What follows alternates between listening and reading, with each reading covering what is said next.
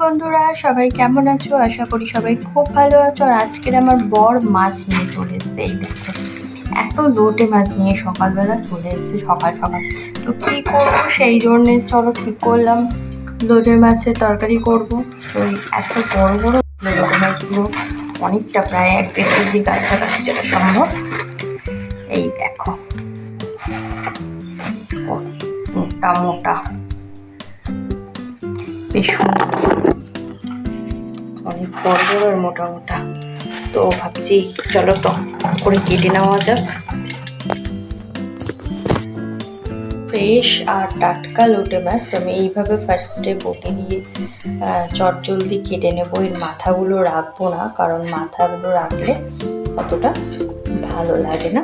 আর এর যেহেতু আঁশ নেই তো সেই জন্যে কাটতে খুব সুবিধা। এইভাবে কেটে নেব।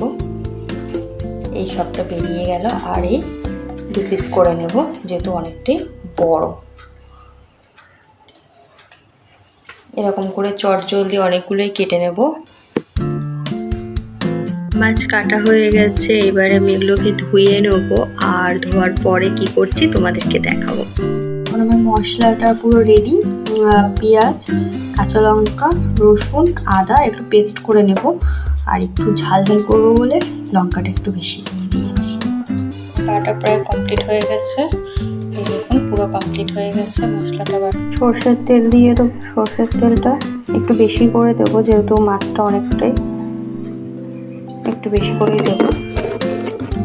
এবার তেলে এখন ভাব উঠে গেছে, মানে তেল প্রচণ্ড গরম হয়ে গেছে। এবার এর মধ্যে একটু তেজপাতা দিয়ে দেবো, একটু শুকনো লঙ্কা একটা ফোড়ন দেবো, আর একটু পেঁয়াজ। দেখুন কীভাবে চটচট করে কাটছে।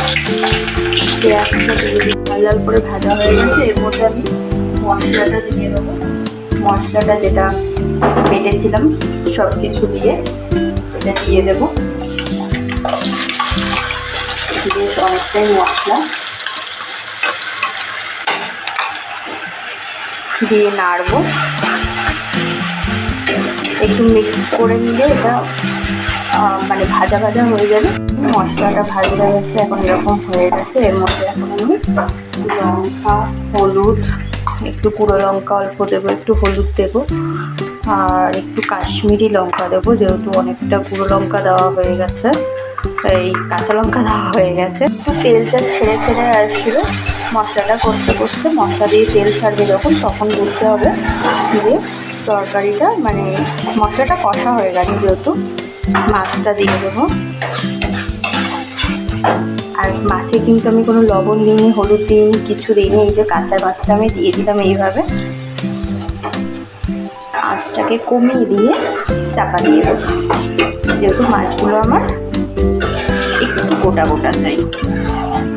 অনেকে একেবারে ঝুড়ো টাইপেরও করে, ওটাও ভালো লাগে। ওটা কখনো করলে অবশ্যই তোমাদেরকে দেখাবো। মাছের ঝাল আমার কমপ্লিট হয়ে গেছে। সবাই জানিও তোমাদের আঞ্চলিক ভাষাতে এটাকে কি মাছ বলে।